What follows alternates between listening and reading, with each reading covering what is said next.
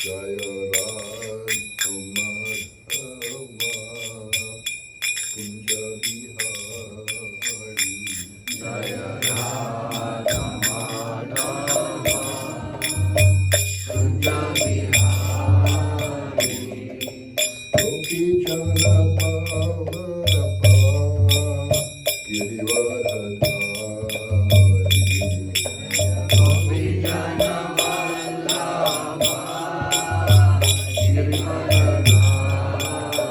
Yashodanandana Prasachana Ranjana Yashodanandana Prasachana Ranjana Yamuna Tira Vanachari Yamuna Tira Vanachari.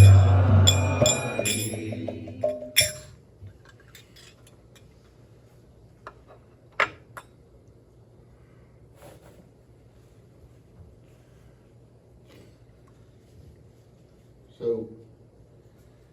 this is, Dhritarashtra was blind from birth and blind in his viewpoint of the world. And so he took shelter of the Pandavas, and it's talked about, it was humiliating, however, he still did it because he just wanted to be taken care of, to be comfortable. So now it's talking about how the human entity, and especially all of us, want to see the distinction between the material and the spiritual world. And we are so fortunate that we have been given a positive alternative, a way of life that in itself is purifying. And thanks to our Srila Prabhupada, he came amongst us in whatever we were doing, our endeavors, and gave us this Krishna consciousness, which is a way out of, as it's talking about, a way out of just going after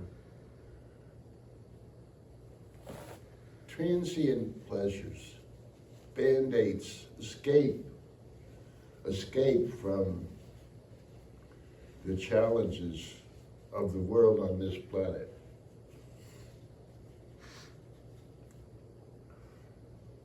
So when Prabhupada first, the Swamiji came, and as I was saying to someone yesterday about how the first principle is, and again, he was making barbarians into Brahmins,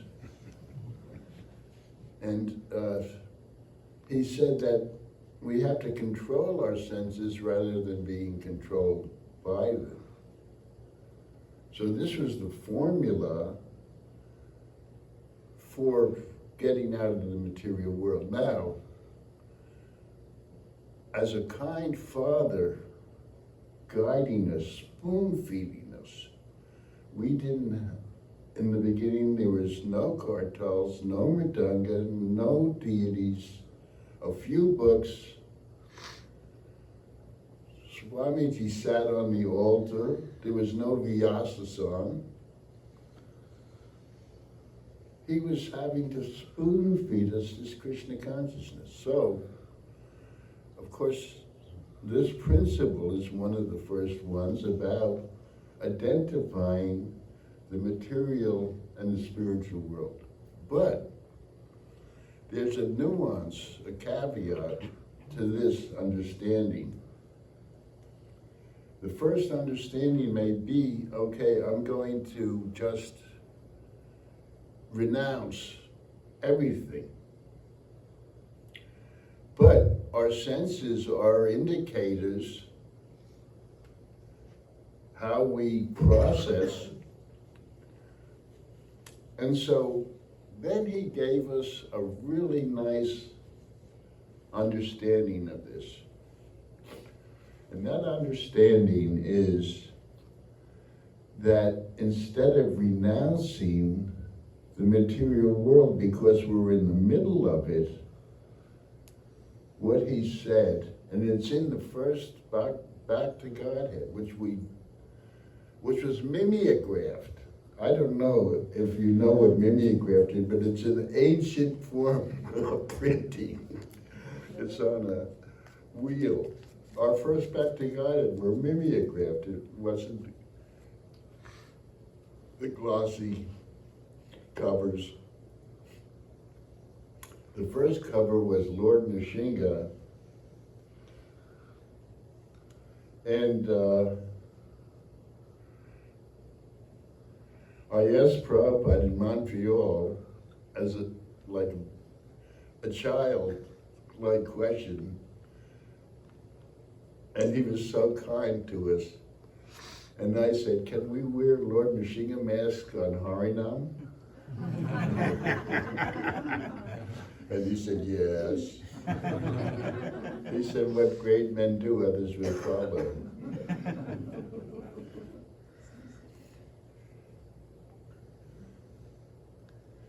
That was nice. He let us be children and spoon feeding us little bit. There was no Lord Chaitanya at first. There were no prayers. He did prayers on a chalkboard. So he said about the material world, Krishna-ize it. See, doesn't mean renounce. It means Krishna-ize it, which is what we're doing. And he gave the lifestyle. This is Prabhupada's hat, by the way. It gives me, it's sort of like Superman's cape. So what we eat, we Krishna-ize. What we read, all our senses, what we hear, what we see, and he gave us the principle, these are the very early principles that he was showing us.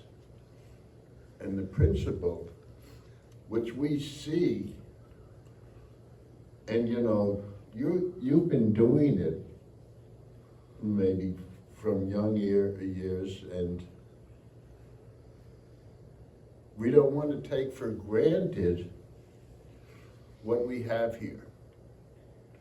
And that principle was das anu das. And that principle, if you think about it, could actually change the world. You see, das anu das. He saw, okay, he's sniffling, so without asking, without making a big thing of it, he brought that. And you saw it too. And so,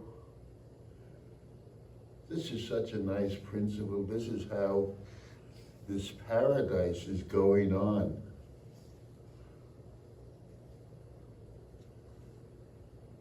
And it's going on. I mean, Jeff said, okay, I'm finished with my work. And then he's taking shears and trimming trees overtime. He would be paid overtime in the material world. And he is paid overtime in the spiritual world. Because this is our karmic bank account. What we do is never forgotten by Krishna. Every little thing.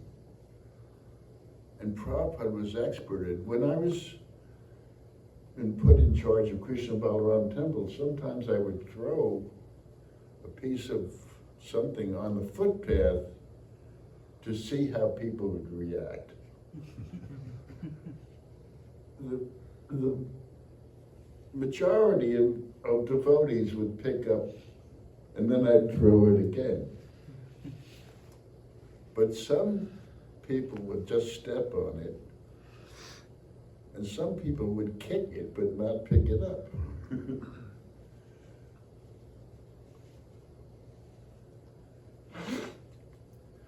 So we want this consciousness of Krishna conscious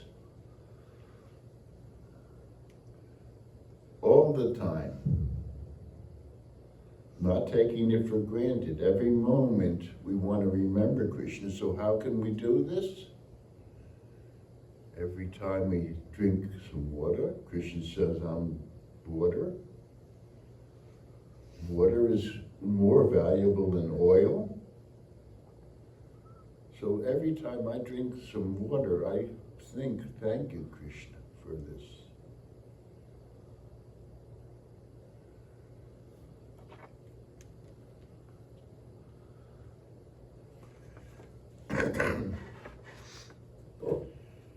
There are three classes of transcendentalists, namely the Dhira, or the one who is not disturbed by being away from family association.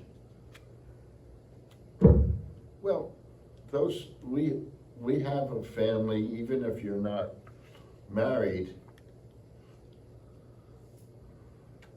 But the Dhira sometimes goes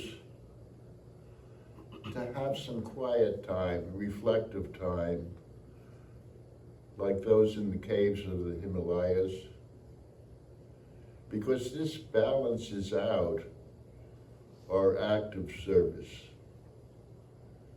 And so that's why we have chanting to also connect us. And it's our special quiet time with Radha and Krishna. And so I remember when I lived in the rooms of Prabhupada, and he had a tiffin of 4 different levels.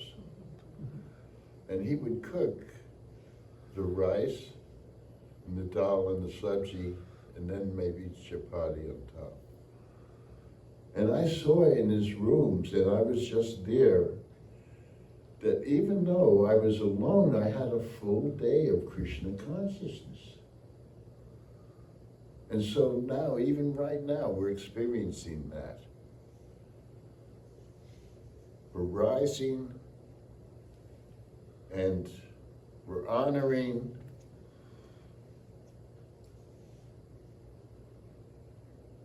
and we're thinking of wonderful things, and we're circumambulating Tulsi. And now we're listening and learning and thinking. So it's perfect. We have all the various things of purification, and then something to stimulate us. We may think of, oh yeah, during the day, that was a stimulating thought, and now I'm walking in this paradise and seeing cranes and peacocks, and oh, that makes me think of Krishna too, like in Vrindavan. How many people here have been to Vrindavan? That's really wonderful. Prabhupada sent me as a Dhira to Vrindavan because, well, actually it's a good story.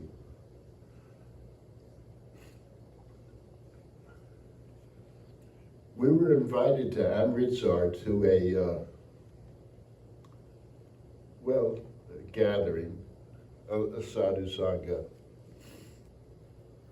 Anod Bhave was there. He was a freedom fighter who was with Gandhi. But it was actually a Mayavadi gathering. Well, Prabhupada put me in charge of 17 of the creme de la creme of all the different temples, and it was the second wave into India. And there were people like Jamun and Giriraj and Dinanath and great Kausalya. So we all went in the train with Prabhupada, and we arrived there. So, for some reason, Prabhupada asked me to speak on the stage. And for some reason, there's a photo of me with Prabhupada, and he bought me a suit, and I'm on television with him, and there's other devotees now. Why did he pick me? And I'm honored by it and awed by it. So, I was speaking, and these were impersonalists. So I was talking about the variegatedness in the spiritual world, that it's not just a sun ray, and not just the sun, but people in the sun and in the train, not just the light of the train.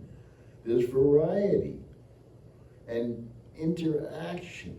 Not we become suddenly a red egg, or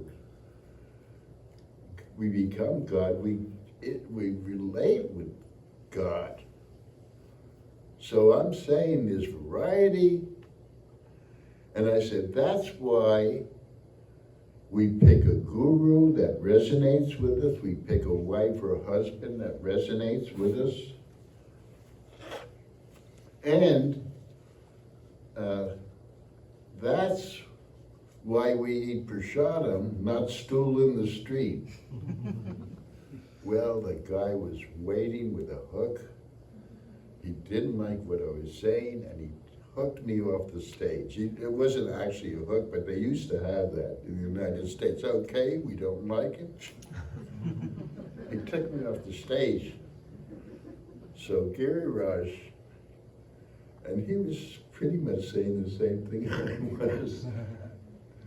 But Giriraj is maybe more tactful. At any rate, he takes me to Swamiji Prabhupada. He says, your disciple, he's talking about stool in the street. And I said, Prabhupada, I was making the distinction of prasad and the stool in the street and how we connect with our guru. So Prabhupada, he said, my American disciples, they do graphic examples. So the man leaves, and Prabhupada said, can I use that example? Yes, Swamiji. So now we're on the way back to Bombay, and I'm in the first class compartment with, oh, it was so nice to ride with him. And there was bag and baggage, and he's told me, come here and to sleep next to him. But then I moved everything like a Rubik's Cube and said I can sleep here. I don't know, was I gonna sleep, put his head in my lap or his feet, or did he want me to just sleep next to him, napping after prasadam? Now the prasadam, Jamuna's in the kitchen, and she says, I need to cook for my guru, and they said, no. Well, Malati was there, and Jamuna said, if you don't let me cook, I'm gonna jump off the train, and Malati said, no, and it was like a big dramatic thing, and they said, okay. So she brings in the prasadam. Now I'm at the Delhi station on the way to Bombay, Mumbai, and I'm seeing dude, pani. Now I'm at the station, look at this. So there's a samosa wala, and Prabhupada knew, oh, there's Dari Bodas at this station, go get some. So all the people who, he said we're not fanatics. We do follow the rules, but he was very open-minded and, you know, or ideally we're not supposed to eat at restaurants or whatever, but we did with Prabhupada. And what I'm trying to say is don't be a complete renegade, but also don't beat yourself up. Try to follow, but sometimes time, place, and circumstances require something else. And devotees tend to beat themselves up and feel guilt because the standard is so high, and so I'm not, and we're in a fishbowl community, so the peer pressure is, if I act like this, then I'll be accepted. But I was saying to somebody yesterday that Krishna wants the real you, not some automaton, robot, android, conformist. He wants the real you. He can have an army of robots.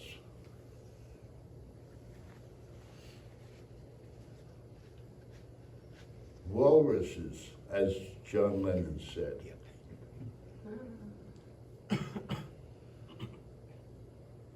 So what I'm saying is, please be who you are. Oscar Wilde, the author, said, be yourself, everyone else is taken.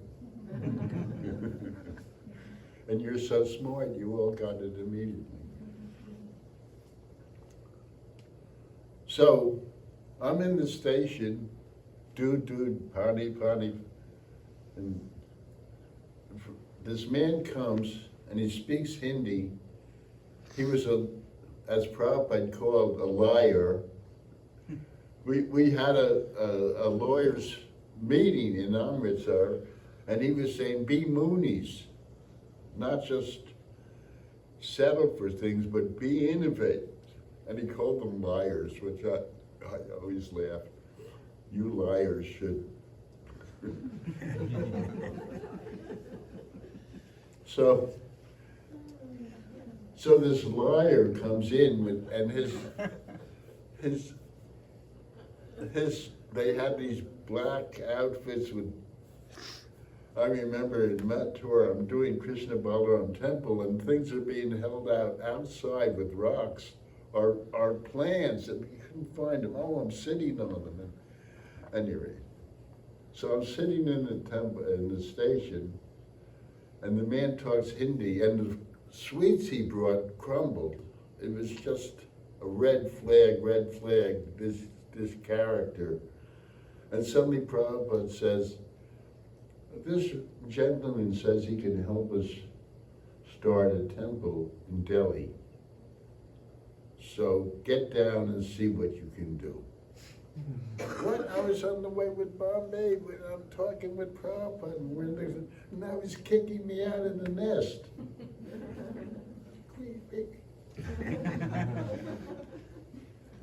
So the man was so cheap, he tried to get us all five. Oh, he said, who will you take with you? So, of course, Jamuna. Yeah, I was very fortunate to have the osmosis of a great devotee. I mean, Jamuna, her definition of bhakti yoga is if you live it, you can give it. If you live it, you can give it. Mm-hmm. So I'll take Jamuna and my buddy Giriraj. Giriraj was so stoic.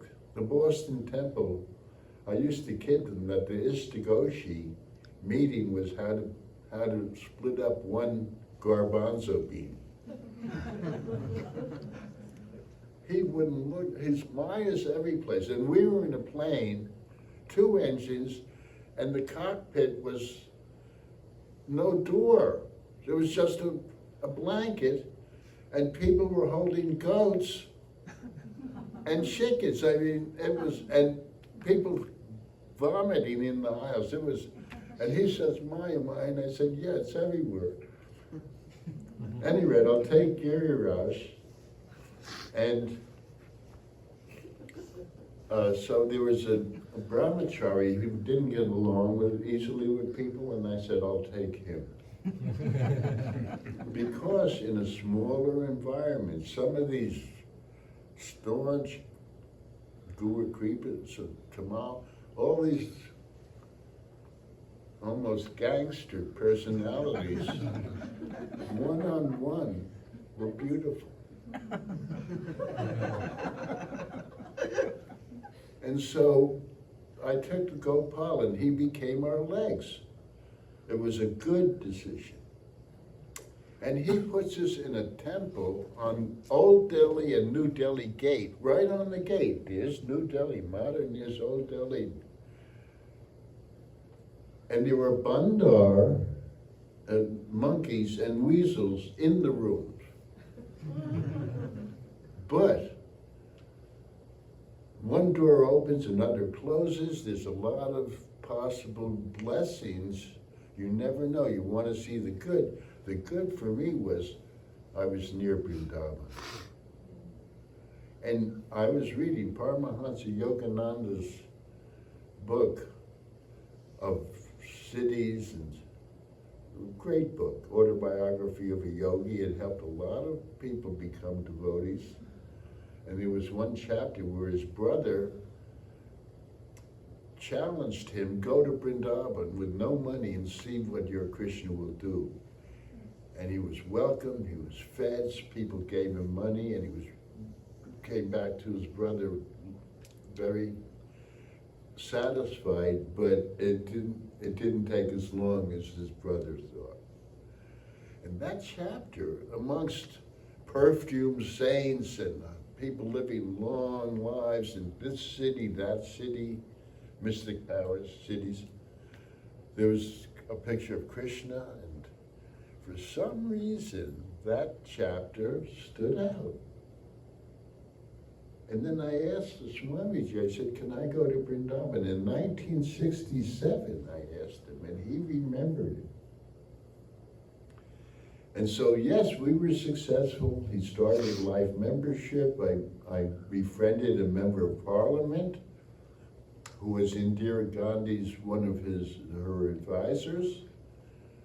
And he's still my friend to this day. He had an institute outside of Delhi in Hazkosh. And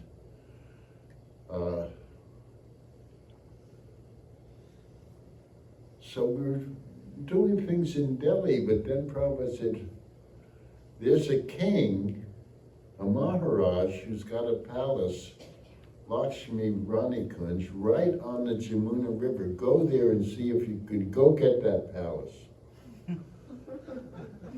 So, you know, we did amazing things. And it's only because of belief that you would even try it. When I was just on my own, to meet a king, what? And anyway, the king turned out to be really pugly, mad. He was, the first meeting, he was at a wedding sitting behind the couple saying, this marriage will never work, the bride is too ugly. He ended up getting shot by the government in a helicopter because he was shooting at the helicopter. Get off my land. He really was mad. But he was willing to sell, he needed money because Indira Gandhi, with a swish of a pen, dethroned all the Maharajas. They had privy purses, they had wealth, and then they were giving less.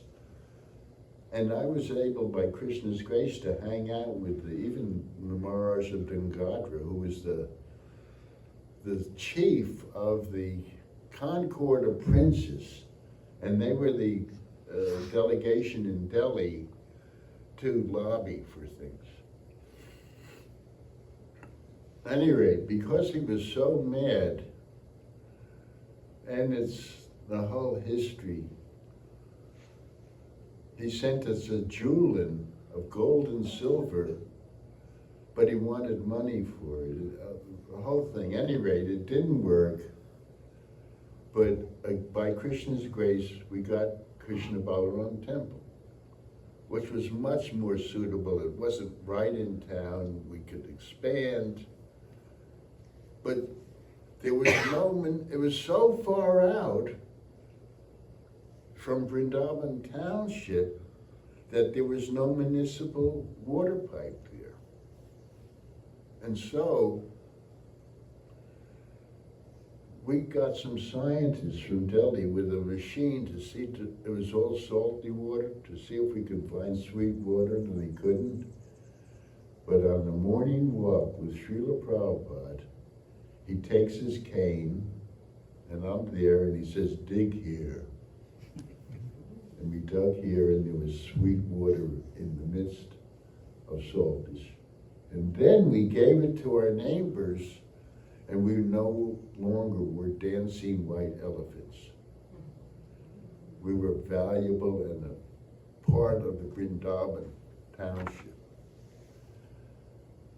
So, those are some of the amazing stories of what it was like to be with Prabhupada.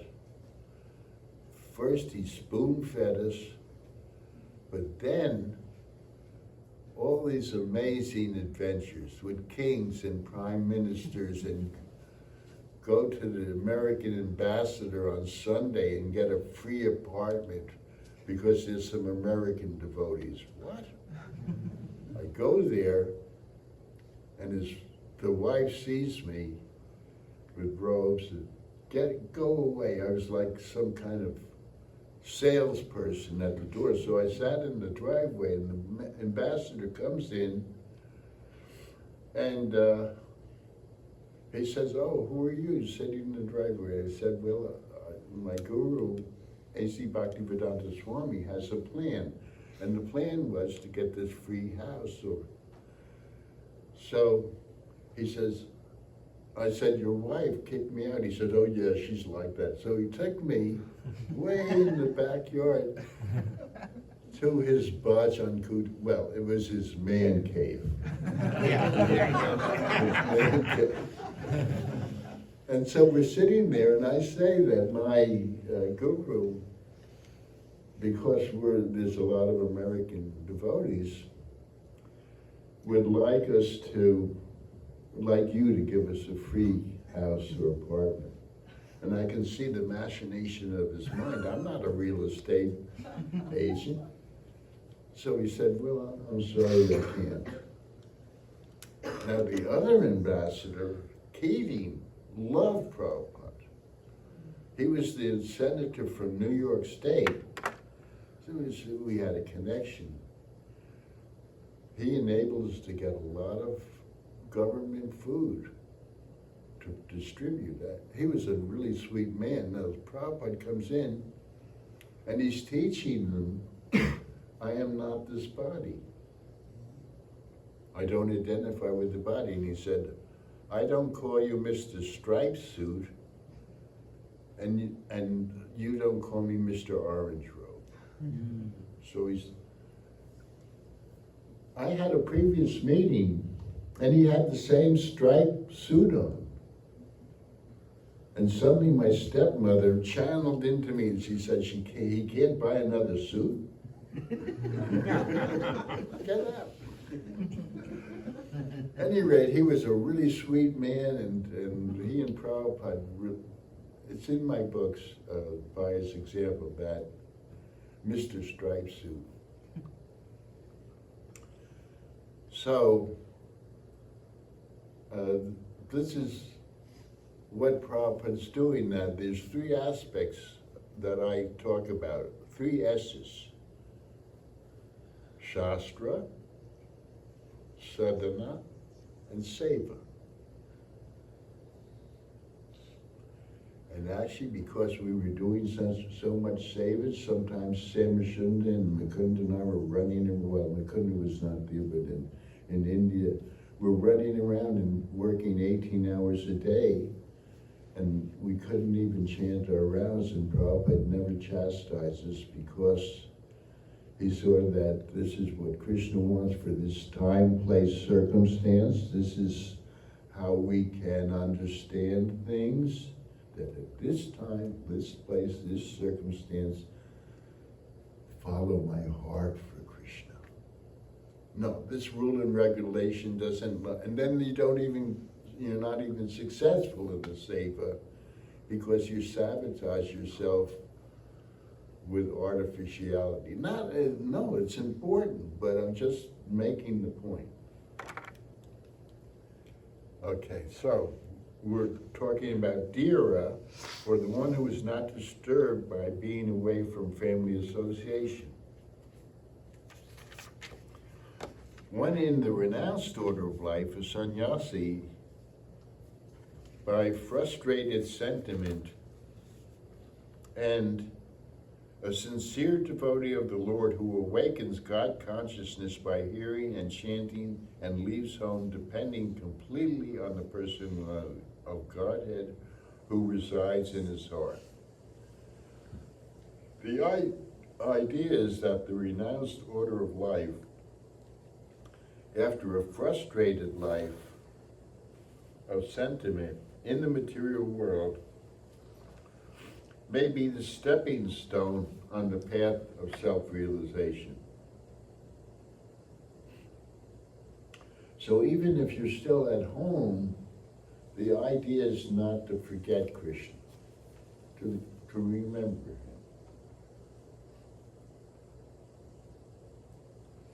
But the real perfection of the path of liberation is attained when one is practiced to depend fully on the Supreme Personality of Godhead who lives in everyone's heart as Paramatma.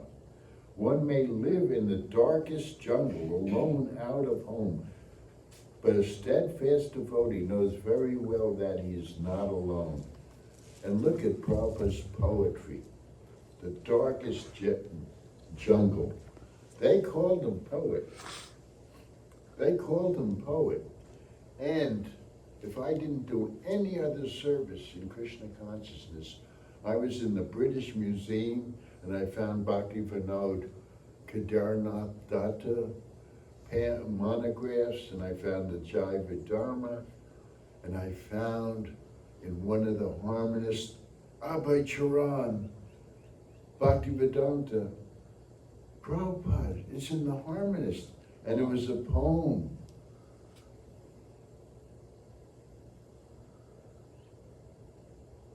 And it was a poem he wrote to his group.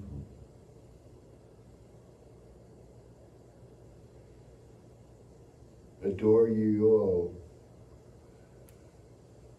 At any rate, I brought it to Prabhupada and he was overjoyed. He thought he lost it. And he was there. And when he asked me to clean out his rooms and throw out what wasn't necessary, I did it with Jamuna and Giriraj because another principle is you want to do some things together. Because if you do it together, if it fails, no one is to blame. But if it's successful, everyone. This is one of our principles. So even when I went on missions, there was usually two, although he did send me to some alone, he trusted me, but it's best to do it. And so we did it together, and he said, go find the composition book of the Gita Gyan. He wanted to do that. So,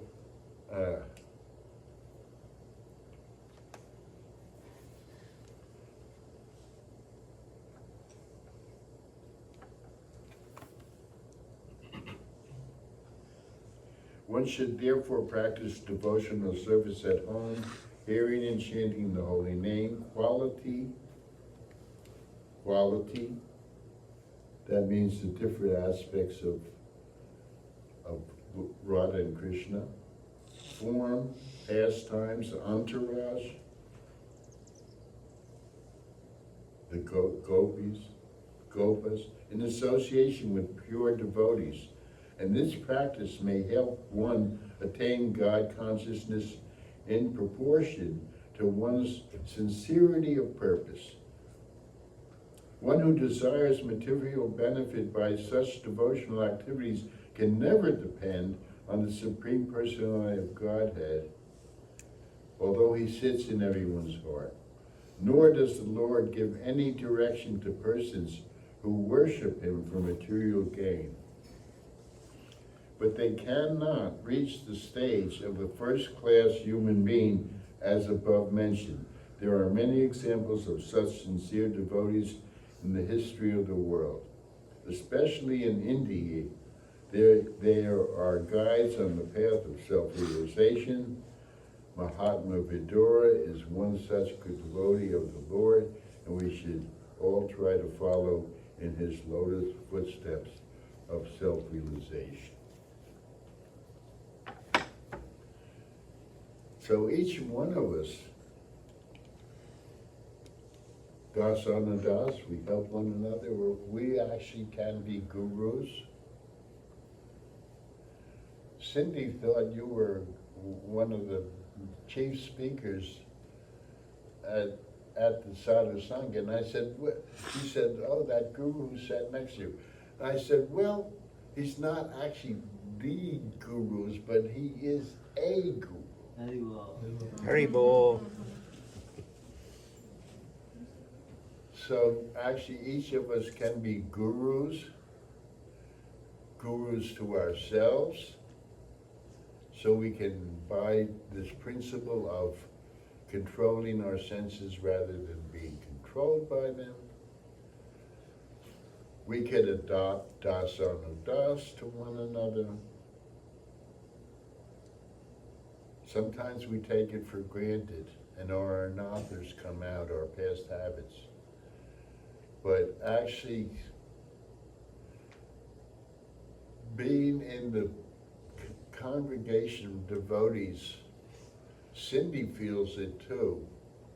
It's just so endearing in this crazy world that we have this oasis, this positive alternative in Krishna consciousness. And some devotees have no idea of the material world. They're just so comfortable in their service. It could be going on in a past century, or now it's, oh, I'm feeding the cow. The clever man said they were partners in a cow. So the clever man says, well, because I'm so kind, I'll give you the front part of the cow, which is the beautiful part, and I'll take back. I'm so great. So the man had to feed the cow, and he had the cow dung and the milk. He was being clever, you see. I'll give you the pretty part. So, okay, as I guess I think the time is up, pretty much, yeah. When you're done talking, it's over. When you're done talking. Yes. Okay, well, as Prabhupada said, the empty bowl makes the most sound, the full bowl is silent. I'll stop. However, if there's any questions, I'll try my best to answer them. You can encroach upon the future by just fantasizing, but you can also be a visionary. So, it depends on the circumstances. First, is it valuable? So yes, it's valuable. So then, yes, I'm going to try. But we did plan. Okay, Mukunda, your personality is more suited for this. Oh, Gurudas, your personality, you get along with everyone. You do the talking, you go first. Samashunda, it requires carpentry, and then you go. You know, but that's why you want to think like that. What can I do for Krishna? The Muni does new things. New things. That's the real doctorate thesis. Something fresh, new. Navayovana. You see, even though we're doing this seemingly the same thing every day, it can be Navayovana, it can be fresh. And that depends on your intention in the act. So if your intention before you even act is pure and selfless as well as self-full, then there's a good chance you could be successful. But that's what you want to do. Okay, this place, I just met some devotees. Well, they didn't have a Krishna center in Davis, California, so we'll go there and start a house, a Krishna house. So that's the kind of thing. And we built it from nothing, a seed from a Swami,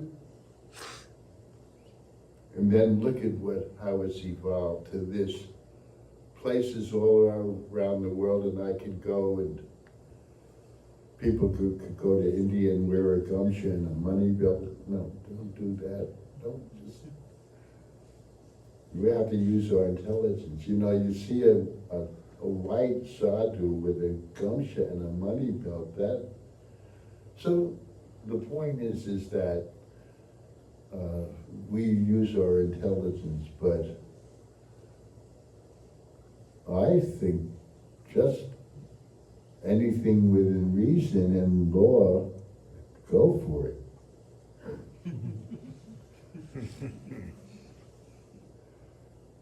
Yes, please. So Maharaj, thank you very much, Maharaj, for a nice, wonderful class. I have two requests. One is if you can tell about your book and how we can get your book. I have them in the kitchen. Let Maharaj. I will. Yeah. And then if your interaction with His Holiness Bhakti Charu Swami Guru Maharaj, if you can tell one or two incidences. Yes. But see, then I won't have anything to talk about on Monday.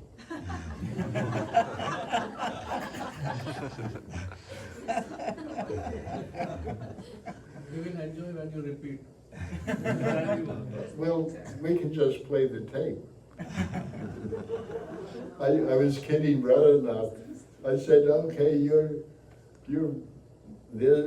Who's that person next to Radhanath? Oh, it's President Obama. Oh, it's the Pope. This Radhanath. So I said, and all the photos, you're in the same pose. So all you need to do is have a cardboard replica. And he goes,